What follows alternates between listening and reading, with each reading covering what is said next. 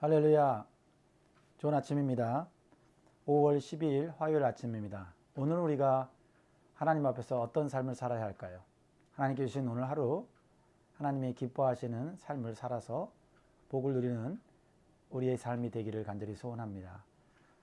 오늘 함께 나눌 말씀은 신명기 17장 1절에서 13절 말씀입니다.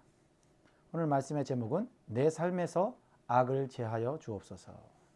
내 삶에서 악을 제하여 주옵소서. 요즘 신명기를 묵상하면서 깊이 깨닫게 되는 것이 있습니다. 그것은 참된 복은 하나님을 올바로 알고 살 때 오는 것이라는 것이죠. 특히 하나님이 기뻐하시는 것이 무엇인지, 하나님이 싫어하시는 것이 무엇인지를 아는 것이 매우 중요하다는 것입니다. 여러분들은 확실히 아십니까? 왜냐하면 이것은 우리의 생명과 축복에 직접적으로 연관이 있기 때문에 그렇습니다. 어떻게 알 수 있을까요? 하나님께서는 하나님의 백성을 삼으신 이스라엘 백성들에게 모세를 통해서 하나님의 계명을 주셔서 하나님이 기뻐하시는 것, 하나님이 싫어하는 것, 하나님이 좋아하시는 것, 하나님이 가증히 여기는 것들을 구별하며 살도록 그렇게 명령하셨습니다. 오늘 본 말씀을 보면 특별히 하나님께서 싫어하시는 것을 우리에게 가르쳐주고 있어요. 하나님이 싫어하는 것, 하나님이 가증히 여기는 것을 우리가 행할 때 하나님의 은혜와 축복이 끊기고 결국은 죽는다는 것을 명확하게 알게 해주십니다. 오늘 세 가지 교훈을 우리 함께 나누고자 합니다. 첫 번째로 하나님께 드리는 제물은 흠이 없어야 함을 가르쳐 주십니다. 1절 말씀을 읽겠습니다.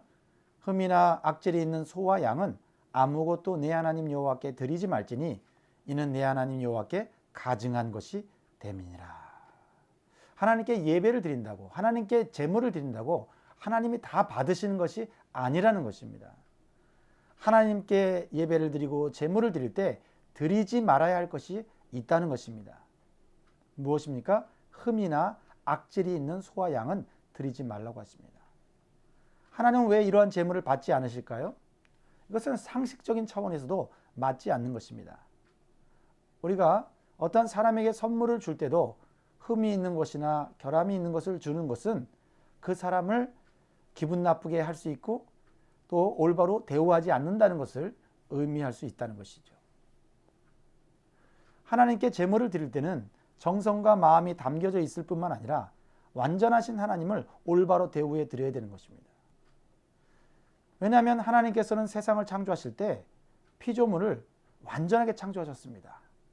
창조 시에 모든 만물은 흠이 없었습니다.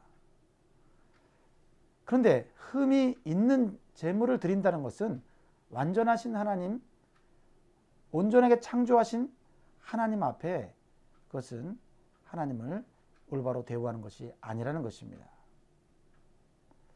또한 흠이 없는 제물을 바치라는 것은 여기에 또 하나님의 마음을 우리가 알 수 있습니다. 불완전한 인간이 완전한 상태, 하나님이 처음 창조하셨을 때의 흠이 없는 상태로 회복되기를 원하시는 그런 마음을 우리가 알 수 있는 것입니다. 이것을 영적인 차원에서 보면 흠이 없는 제물은 흠이 없으신 예수 그리스도를 의미합니다. 예수 그리스도께서 이 땅에 오셔서 우리의 죄를 담당하시고 우리의 죄를 다 해결하셨습니다. 그런데 예수님이 제물로 십자가에서 죽으실 때 흠이 있었다면, 죄가 있었다면 어찌 우리가 죄사함을 받을 수 있었겠습니까? 그래서 오늘날 우리가 하나님께 예배를 드릴 때 우리는 하나님께 온전한 제물, 흠이 없는 제물이 되어야 합니다. 그러기 위해서는 먼저 예수 그리스도의 보혈을 의지하여 온전히 회개하고 깨끗한 마음과 양심을 가지고 하나님 앞에 나아가 예배 드려야 한다는 것입니다. 그럴 때 우리는 하나님의 생명에 연결되고 하나님의 축복에 연결된다는 것입니다. 우리는 하나님이 기뻐하시는 예배를 드리기 위해서 힘을 다하고 목숨을 다해야 할 것입니다. 두 번째로 공동체 안에 악을 제하라고 가르쳐 주십니다. 이스라엘은 하나님의 선택하시고 하나님께서 언약을 맺으셔서 공동체로 신앙 공동체로 세우셨습니다. 그래서 한 사람이 죄를 지어도 그 죄가 공동체 전체가 짓는 것으로 여기시는 겁니다. 그리고 한두 사람의 죄가 공동체 전체를 죄로 물들 수 있게 하기 때문에 공동체 안에 악이 발견되면 조사를 하고 반드시 제거하라고 명령하시는 것입니다. 오늘 본 말씀에 말씀하신 악은 무엇입니까? 우상 숭배의 죄를 말하고 있습니다. 죄 중에 가장 대표적인 죄라고 말할 수 있습니다. 2절, 3절 같이 읽도록 하겠습니다. 네 하나님 여호와께서 내게 주시는 어느 성중에서든지 너희 가운데 어떤 남자나 여자가 네 하나님 여호와의 목전에 악을 행하여 그 언약을 어기고 가서 다른 신들을 섬겨 그것에게 절하며 내가 명령하지 아니한 1월 성신에게 절한다 하자라고 기록되어 있습니다. 해와 달과 별은 무엇입니까? 하나님께서 창조하신 피조물입니다. 하나님이 아닌 하나님이 창조한 피조물에 절을 하는 것, 그것은 창조주 하나님을 무시하는 것이며 모독하는 죄가 되는 것입니다. 그래서 하나님은 하나님 외에 다른 것을 예배하고 절하는 것을 가장 큰 죄로 여기십니다. 그래서 우상 숭배하는 자를 반드시 죽일 자로 여기고 계시는 것입니다. 6절과 7절에 보면 이렇게 기록되어 있습니다. 죽일 자를 2사람이나 3사람의 증언으로 죽일 것이요 한 사람의 증언으로는 죽이지 말 것이며 이런 자를 죽이기 위하여는 증인이 먼저 그에게 손을 댄 후에 뭇사람이 손을 댈지니라. 너는 이와 같이 하여 너희 중에서 악을 제할지니라 라고 엄중히 말씀하고 있습니다. 우상 숭배는 하나님의 백성인 이스라엘이 하나님과의 신성한 언약을 깨뜨리는 것이기 때문에 먼저는 철저하게 조사하도록 명령하셨습니다. 그리고 2-3사람의 증인을 요구하셨습니다. 신중하게 그 악을 공동체 내에서 완전히 제하라고 오늘 말씀하시고 계시는 것입니다. 오늘날 우리들의 대표적인 우상 숭배는 무엇입니까? 돈과 쾌락과 과학이라고 말할 수 있습니다. 돈과 쾌락을 하나님보다 더 사랑하는 자들이 얼마나 많은지 모릅니다. 과학을 통해서 인간의 지식과 인간의 능력을 발휘하면서 착각합니다. 하나님 없어도 살 수 있다는 교만이 인간을 하나님의 생명에서 떠나게 하고 망하게 한다는 것을 알지 못하고 있습니다.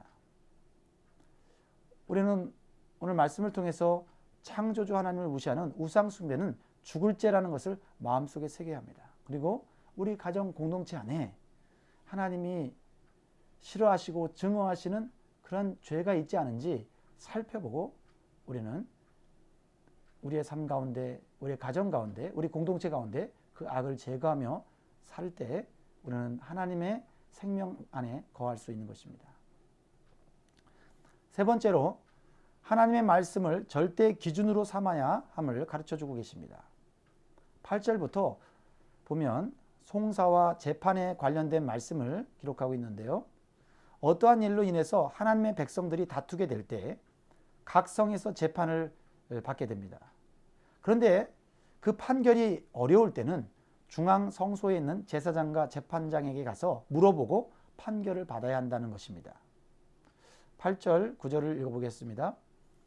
내 성중에서 서로 피를 흘렸거나 다투었거나 구타하였거나 서로 간에 고소하여 내가 판결하기 어려운 일이 생기거든 너는 일어나 내 하나님 여호와께서 택하실 곳으로 올라가서 레위 사람 제사장과 당시 재판장에게 나아가서 물으라. 그리하면 그들이 어떻게 판결할지를 내게 가르치리니. 쉽게 말하면 지방법원에서 해결되지 않는 문제는 대법원에 가서 해결하라는 것이죠. 그런데 중앙성소에 일하는 제사장과 재판장은 무엇으로 그 송사를 해결할까요? 자신들의 판단이 아닙니다. 하나님의 말씀인 율법으로 그 송사를 해결해야 하는 것입니다.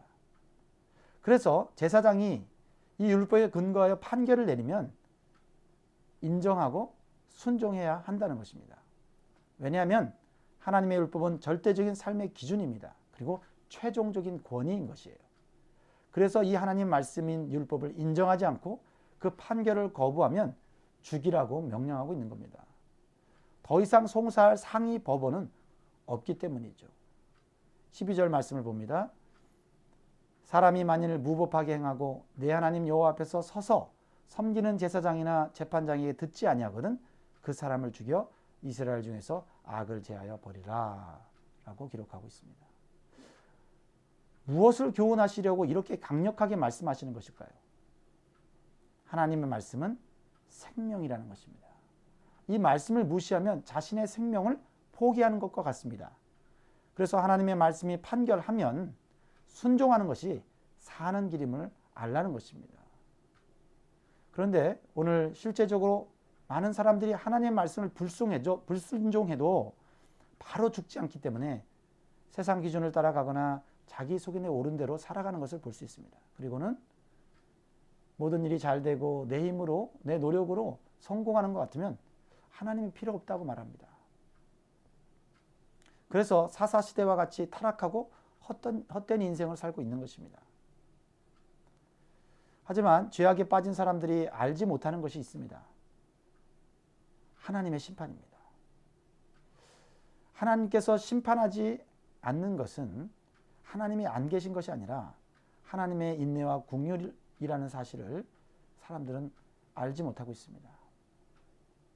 더 나아가 하나님께서는 하나님의 말씀을 어기고 이 땅에 죄악이 점점 쌓이게 되면 경고의 사인을 주셔서 하나님의 말씀대로 살도록 기회를 주시는 것을 또한 알지 못할 때가 있습니다. 이런 경고의 사인을 알지 못하면 살아도 사는 것이 아니고 헛된 삶을 사는 것입니다. 결국은 어느 시점에 엄중한 심판을 받아 멸망당하게 되는 것입니다.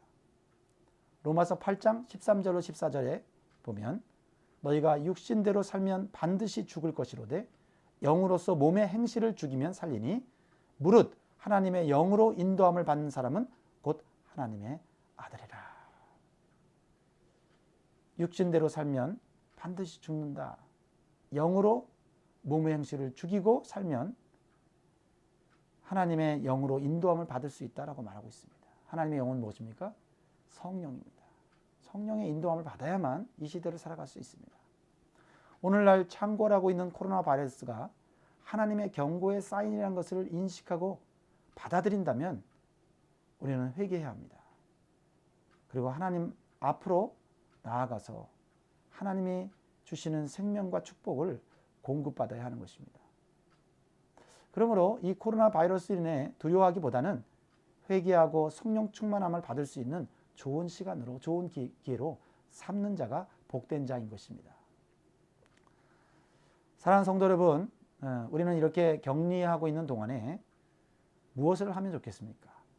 다른 것보다는 내 삶이 하나님의 말씀에서 벗어나는지를 살펴보는 시간을 가져야 합니다.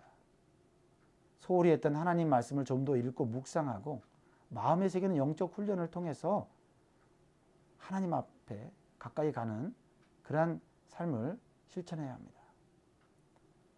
이 어려운 시기를 우리 축복의 기회로 만들 수 있는 지혜로운 성도가 되기를 간절히 소원합니다. 사랑하는 성도 여러분, 죄악으로 물든 이 세상은 언젠가는 사라지고 하나님의 언약의 말씀을 따라 새로운 나라가 일어설 것입니다. 이것은 하나님의 언약의 말씀입니다. 그 하나님의 나라가 도래할 때 우리도 기쁘게 동참하기 위해서 오늘도 경건한 삶을 연습하시는 저와 여러분들의 길을 주의 이름으로 축복합니다.